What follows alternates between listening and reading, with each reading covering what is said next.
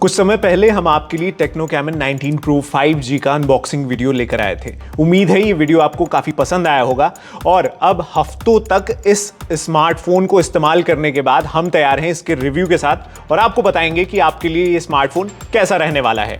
नमस्कार, मैं हूं विनीत सिंह और आप देख रहे हैं जी न्यूज़ हिंदी और आज मैं आपके लिए लेकर आया हूं टेक्नो कैमन 19 Pro 5G का रिव्यू वीडियो।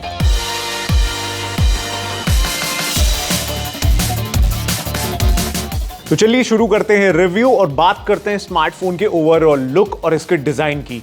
मैं रिव्यू शुरू करने से पहले आपको ये बात जरूर बताना चाहूंगा, कंपनी ने इसके डिजाइन पर बहुत ज्यादा काम करा है। मैं इस रेंज के बहुत सारे स्मार्टफोन्स देख रहा था और मुझे इस तरह का अट्रैक्टिव डिजाइन किसी भी स्मार्टफोन में देखने को नहीं मिला है। सबसे पहले बात करते हैं स्मार्टफोन के रियर की। यहां पर आपको जो कैमरा बम्प देखने को मिलता है वो सर्कुलर है।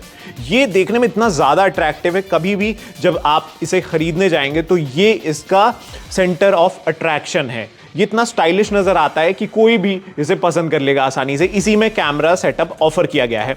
अगर बात करें इसके रियर पैनल की तो ये पूरी तरह से स्मज प्रूफ है। आमतौर पर स्मार्टफोन के साथ ये दिक्कत आती है कि जैसे ही उन पे फिंगर टिप आप रखते हैं उन पे स्मजेस पड़ जाते हैं जिन्हें आपको साफ करना पड़ता है और बहुत सारे क्लीनर्स खरीदने पड़ते हैं, लेकिन इसके साथ ऐसी कोई भी समस्या आपको नहीं होने वाली है।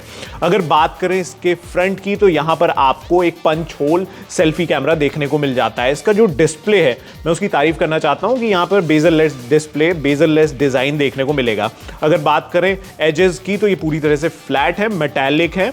नीचे की तरफ आपको एक 3.5 mm का जैक देखने को मिल जाता है, एक USB Type-C चार्जिंग पोर्ट, एक सिंगल स्पीकर ग्रिल, साइड में आपको पावर बटन, वॉल्यूम रॉकर। ऊपर की तरफ ये पूरी तरह से फ्लैट है और यहां पर इसके लेफ्ट साइड पर आपको सिम ट्रे देखने को मिल जाती है। तो डिजाइन बेहद ही यूनिक है, बेहद ही प्रीमियम नजर आता है और मिड रेंज स्मार्टफोन के हिसाब से ये डिजाइन मुझे काफी पसंद आया।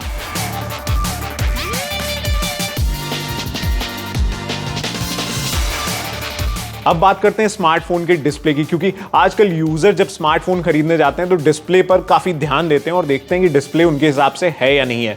तो कंपनी ने इसमें 6.8 इंचेस का IPS LCD डिस्प्ले ऑफर किया है जिस पर 120 हर्ट्ज का आपको रिफ्रेश रेट देखने को मिलेगा। अब मैं बताऊं मेरा एक्सपीरियंस इस डिस्प्ले के साथ कैसा रहा। तो ये डिस्प्ले बहुत ज़्यादा स्मूथ है। 120 हर्ट्ज का रिफ्रेश रेट एक मिड रेंज सेगमेंट स्मार्टफोन में मिलना बहुत बड़ी बात है, क्योंकि मैंने इससे महंगे भी स्मार्टफोन यूज़ किए हैं लेकिन उसमें बहुत ज़्यादा 90 हर्ट्ज का आपको रिफ्रेश रेट देखने को मिल जाता है। लेकिन कंपनी ने यहाँ पर कोई भी समझौता नहीं किया और 120 हर्ट्ज का रिफ्रेश रेट ऑफर किया है। एक चीज़ जो मुझे कमी लगी इस डिस्प्ले के साथ वो ये थी कि कंपनी चाहती तो इसी रेंज में एक एमोलेड डिस्प्ले ऑफर कर सकती थी, लेकिन कंपनी ने पता नहीं क्यों यहाँ पर कॉस्ट कटिंग की है और यहाँ पर IPS LCD डिस्प्ले ऑफर किया है। और इस डिस्प्ले के साथ दिक्कत यह है कि जब इसे आप आउटडोर में लेकर जाते हैं तो सनलाइट की वजह से इसे देखना थोड़ा सा मुश्किल हो जाता है, क्योंकि पूरी तरह से जब सनलाइट इस पे पड़ती है तो डिस्प्ले इसका विजिबल नहीं रह पाता है। हालांकि आप अगर फुल ब्राइटनेस का इस्तेमाल करते हैं तब आपको बहुत ज्यादा दिक्कत नहीं आएगी, लेकिन अगर आप ब्राइटनेस को मीडियम रखकर काम चलाते हैं तो आपको थोड़ी सी दिक्कत आ सकती है। तो मुझे कंपनी से यहां पे शिकायत है कि यहां पर एमोलेड डिस्प्ले ऑफर किया जा सकता था लेकिन ऐसा नहीं हुआ। लेकिन इस डिस्प्ले पर मल्टीटास्किंग करने के दौरान या फिर कोई और काम करने के दौरान आपको जरा सा भी ऐसा नहीं लगेगा कि ये स्टक हो रहा है। डिस्प्ले के मामले में मुझे इससे कोई भी शिकायत नहीं। अगर ये एमोलेड डिस्प्ले होता तो परफॉर्मेंस और भी ज्यादा बेहतर हो सकती थी, एक्सपीरियंस और भी ज्यादा बेहतर हो सकता था।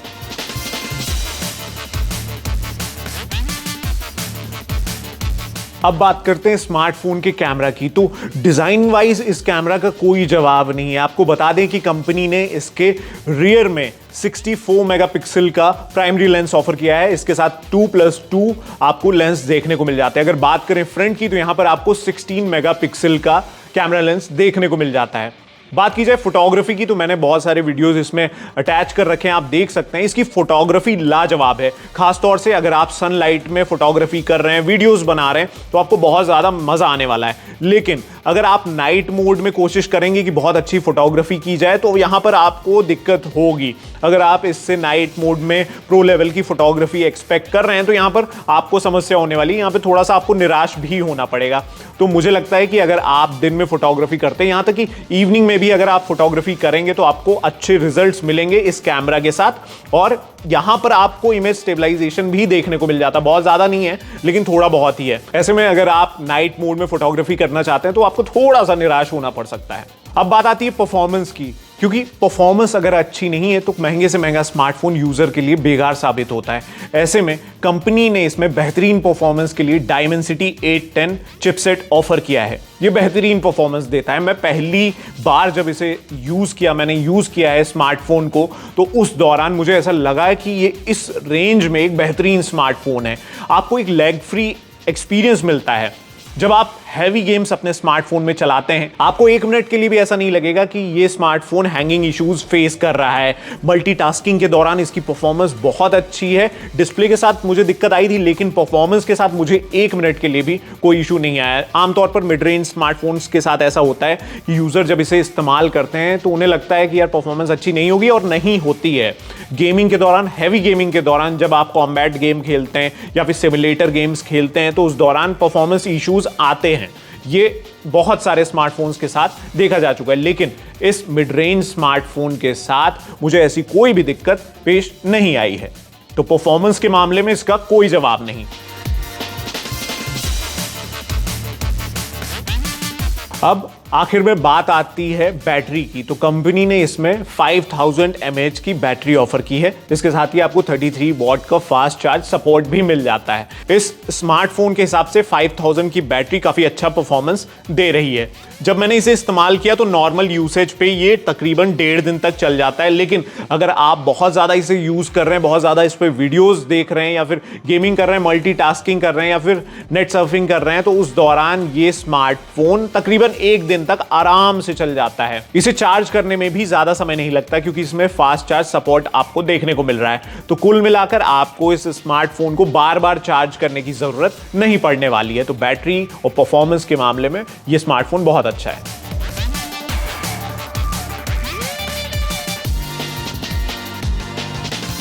अब बात आती है हमारे फैसले की, आखिर स्मार्टफोन आपके लिए कैसा रहने वाला है। तो बता दूं कि अगर आप मिड रेंज सेगमेंट में एक तगड़ा स्मार्टफोन खरीदना चाहते हैं तो इसे खरीदना आपके लिए फायदे की डील साबित हो सकता है। मैं बताता हूं क्यों। इसमें आपको प्रो लेवल का डिस्प्ले नहीं मिल रहा है और प्रो लेवल की फोटोग्राफी नहीं मिल रही। उसके बावजूद भी ये स्मार्टफोन आपके लिए बेहतरीन साबित हो सकता है, क्योंकि इसमें एक तगड़ी लैग फ्री एक्सपीरियंस वाली परफॉर्मेंस मिल रही है। इसके साथ ही इसमें दमदार बैटरी है जो आसानी से चार्ज हो जाती है, और इसका डिस्प्ले एक्सपीरियंस सुपर स्मूथ है। तो मुझे लगता है कि आप अगर इस रेंज में स्मार्टफोन खरीदने की सोच रहे हैं तो ये आपके लिए अच्छा ऑप्शन साबित हो सकता है। अगर आपको आज का हमारा वीडियो पसंद आया हो और आपके मन में इससे जुड़े कोई भी सवाल हो तो हमें कमेंट सेक्शन में बताना ना भूलें। और अगर आप इसी तरह के और वीडियोस देखना चाहते हैं तो बने रहें जी न्यूज़ हिंदी के साथ।